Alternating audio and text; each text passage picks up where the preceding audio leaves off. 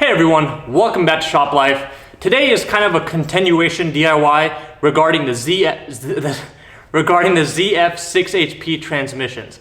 So the ZF 6HP transmissions, particularly in the BMWs, are found in the E90s, E60s, even the X5s, and all of those. Like pretty much all of those E-series cars after the E46.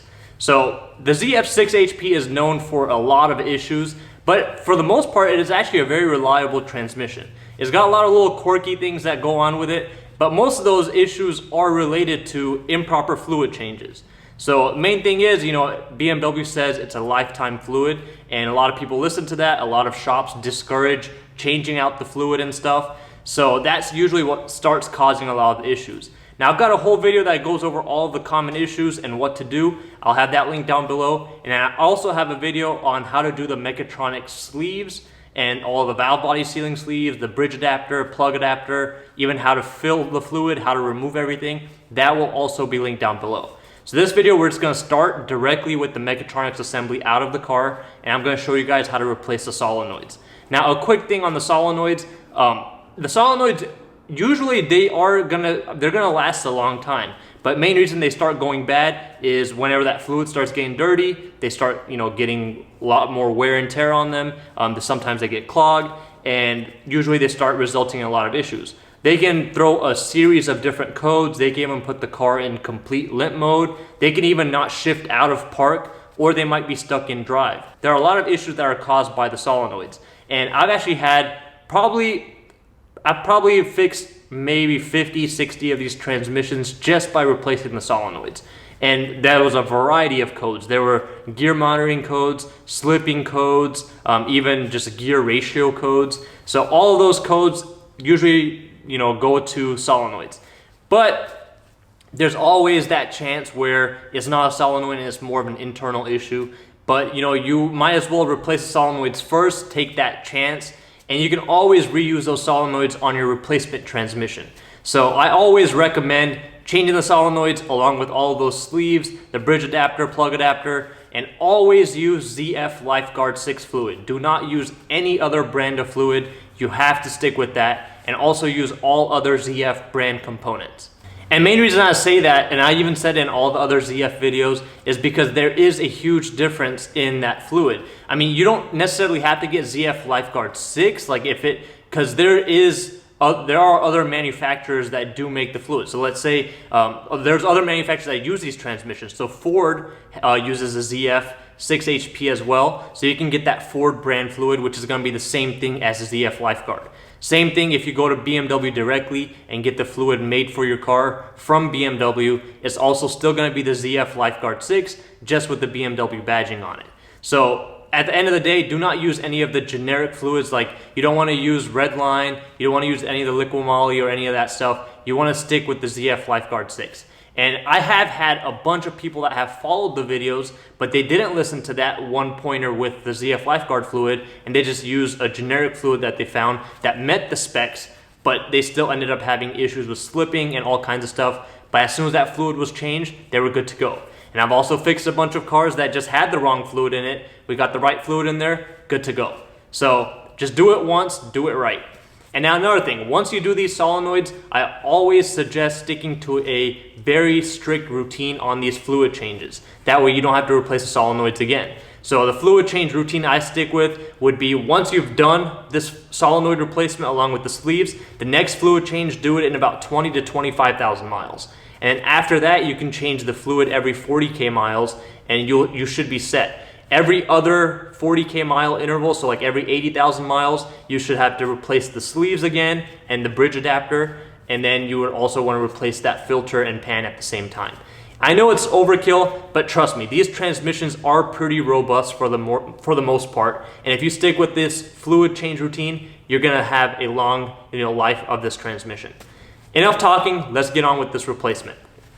Now here we have this mechatronics assembly with all the solenoids and everything out of here, valve body and everything. So this actually came out of a 550i, so it is a little bit different. There's a couple of variations with this whole solenoid kit, and the main way to figure out which solenoid kit you need is you need to look at the assembly number that's going to be on the side of your transmission. Then there's also variations based on if you have the electronic shifter, if you have a manual shifter, if you have all-wheel drive. There's a couple of variations, so you want to make sure all of that before you place the order for your solenoid kit. So with the solenoid kit, you do get an instruction sheet, and this pretty much tells you what bolts you need to take out in order to remove the mechatronics assembly outside of the transmission, and also how to separate the electronics module from the valve body itself. So you do want to follow these instructions. I'm going to be showing you as well, but these instructions also help out. And now another thing, when you do have this whole valve body and everything out, you do want to check the electronics assembly for all of the pins, make sure none of those pins are damaged. You do want to check all of that. Now, some of these do come with a separate foam piece that goes between the solenoids and the electronic connectors. Some of them do not have them from factory, so that's always going to be based on if yours came with it or not. I've probably seen maybe 3 or 4 of them that have had it, and a bunch of them didn't have it, or some of them were just disintegrated. Now, what we're gonna do first is we're gonna remove this connector. We're gonna separate the hydraulic unit, so the valve body, from the electronics part that connects to all the solenoids. Now, this is where you wanna follow your sheet. It actually highlights exactly where the bolts are, but I'm just gonna show you. They're all gonna be Torx 27, T27.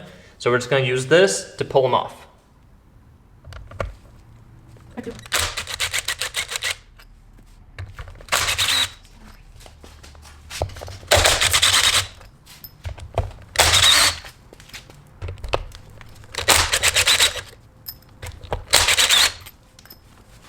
Now we're going to disconnect this connector.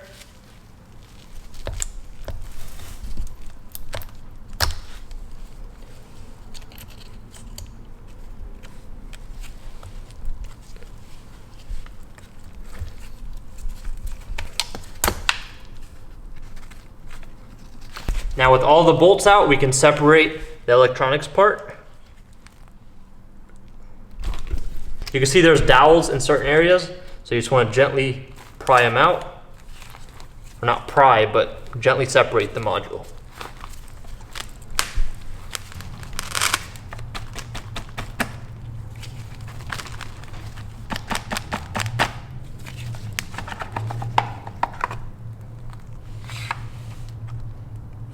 Alright, so now with the electronics section removed, we're going to remove this plate that's holding all these solenoids in. So these are all T27 bolts. You can just remove all of them. There's no specific order that you need to follow. Just remove all of them.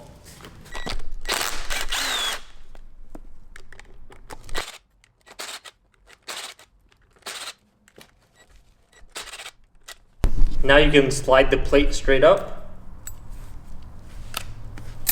And now when we're replacing these solenoids, you want to do them one at a time. That way you don't mix up where they go. And some of the colors are going to be a little bit different. So all of the oranges, so these look kind of like they're brown, but these are orange.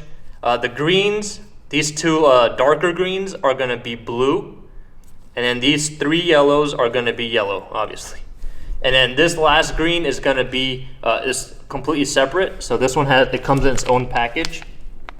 And now some of the transmissions will not have this at all. So you might only have like 7 solenoids, and you won't have to worry about this section right here. But for the most part, everybody's gonna have these that we're gonna replace first. So when you're pulling them out, you just wanna pry gently against, just like that, and pull it out. Now these solenoids come pre-lubed up, so you don't have to worry about lubing anything. Now we're just gonna slide it in place. You kinda wanna keep the same orientation, how it's facing down. That way the electronics slide right in. So you just want to make sure the orientation's right, and then just push against it and you'll hear it click inside.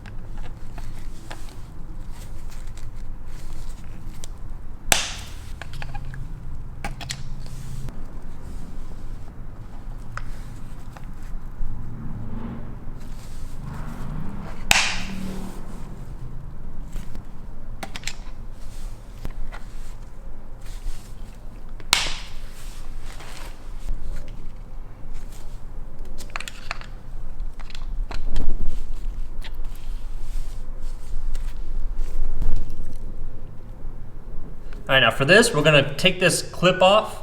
That way we can slide the new one in. So we can take the old one out too. So you just wanna push it from this side right here, push it straight up.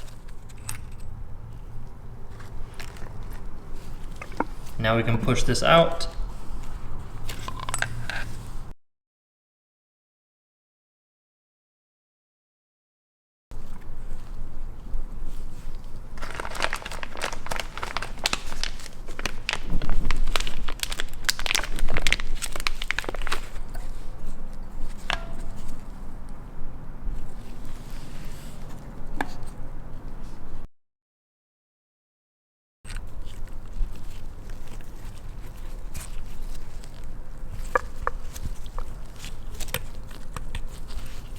And just push it right back in. And you're gonna face it that way. And this part is done, so now we can put this clip right back on. We've got all the solenoids lined up, just make sure they're straight.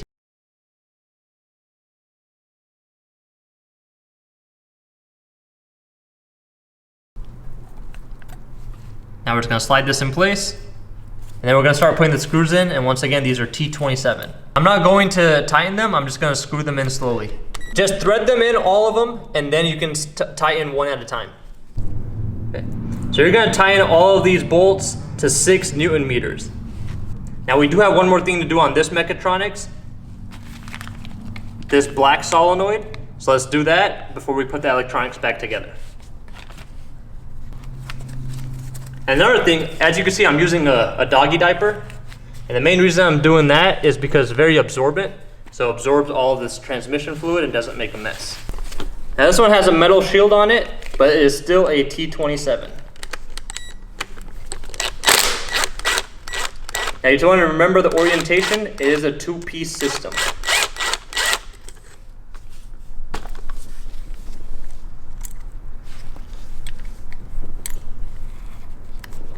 You can see this goes right here, and then this one goes on top. Now you also want to make sure when you're putting the new one in, you get it at the same spot like this, so it's pretty much parallel to this. And now when you're pulling it out, there's a spring, it's kind of pressure loaded. If it does pop out, you want to make sure these 4 prongs are sticking towards you when you put it back in. And I'll pull it out that way I can show you. And there's a spring inside as well.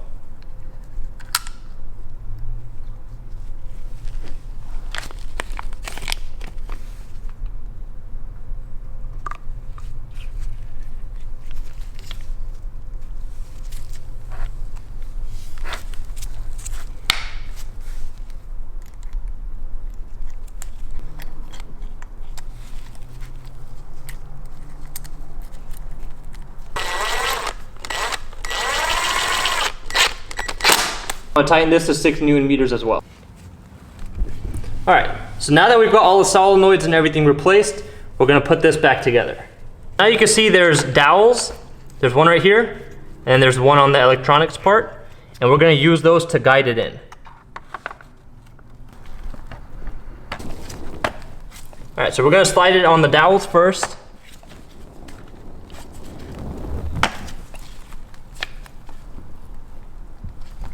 And you're just gonna push it together.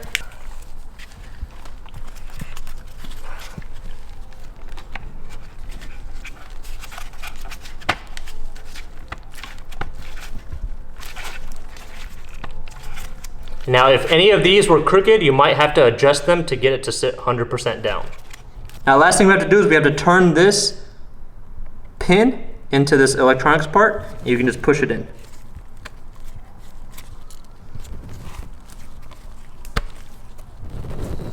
And it'll bottom out. You want to do that before you tighten any of the bolts. We're going to put this new harness on. So you want to clip it into here first on this black one. Just push it in, and you'll feel it clip in.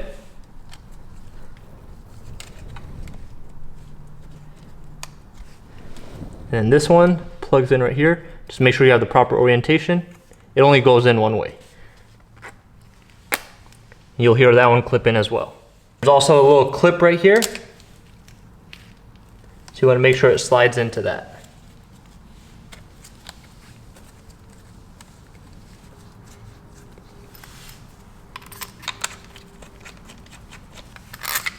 Now you can just follow your instruction sheet, or if you remember how they came off, I would still suggest looking at that sheet and get them all hand tight first before you torque them down. And now all of these screws are also 6 Newton meter torque. And when you're putting the actual mechatronic assembly back in the transmission, the bolts that you took out, they're going to be 8 Newton meters. And I believe your instruction sheet will tell you the torque specs if they are different. Now, whenever you replace the solenoids, you do have to reset the adaptations of the transmission with a BMW specific software. Preferably INPA is very straightforward. So when you reset those adaptations, you kind of have to follow a drive cycle. So there's like a specific set of instructions. I'll put like a little screenshot or a link on this video somewhere. That way you guys can see what those drive cycle instructions are. There's another method that you can do if you don't want to do those drive cycle, is you can actually just drive like a grandma for the first 30, 50 miles, and it'll just start adapting by itself. Another thing you can do is, if you're not having any issues at all, you could technically not reset the adaptations. Like if you're not having any solenoid issues, you could technically just get away with not resetting the adaptations, and slowly over time, the transmission will adjust to the adaptations while you're driving. But I highly suggest resetting them, especially if you are having transmission issues. Now, besides that, that's it for this video. I hope you guys enjoyed it. Make sure you go check out all the other links if you need help with any of your problems. If you guys have any questions, leave a comment down below. The community can help out whenever they can. And another thing, we do have new merch available now. We've got new designs and all that. Just go check it out on our website, shoplifetv.com. And if you need one-on-one assistance, like if you have a question or diagnosing questions and whatnot, I do have a section on the website where you can ask your question as well. Now that's it for this video. I hope you guys enjoyed it, and we will see you in our next one.